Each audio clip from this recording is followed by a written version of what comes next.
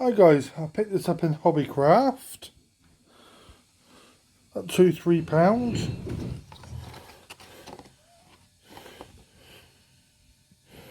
Not that bad actually.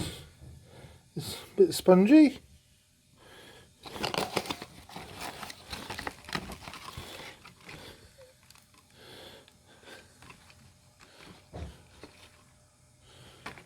I think it'll do a good job. You get light and you get dark. Well, I got the darker one.